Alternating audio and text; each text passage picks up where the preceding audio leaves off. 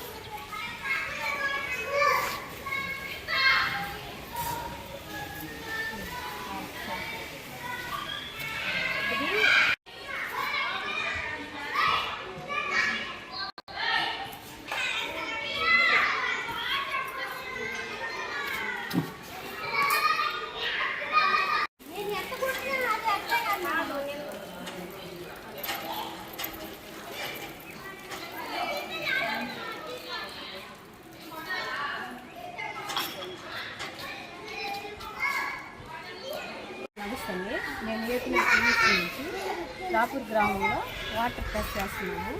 ప్రతి ఒక్క బోర్లో అంటే ఈ వాటర్ కొంతమంది తాగుతున్నారు, వాళ్ళకి బోర్ వాటర్ పనికొస్తున్నాయి లేదా. ఇది స్కీలు కొన్ని అయితే విలేజ్లో కొత్త 1 2 అంతా విలేజ్లో చేసాం. వాటర్ బాగానే ఉందండి, తాగొచ్చు.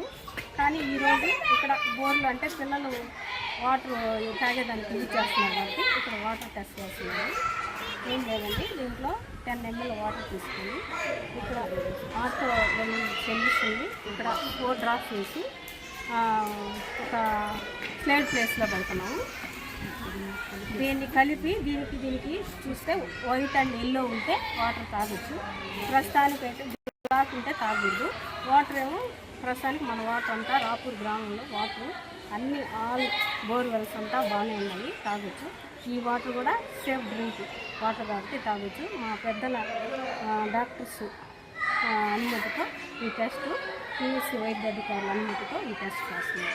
ఎమ్మెల్యేహెచ్పి గారు, నేను మా ఆఫీస్ అంతా రాపూర్ బీట్ 1 పరిధిలోని బోర్స్ అన్ని వాటర్స్ అన్ని టెస్ట్ చేస్తున్నాం.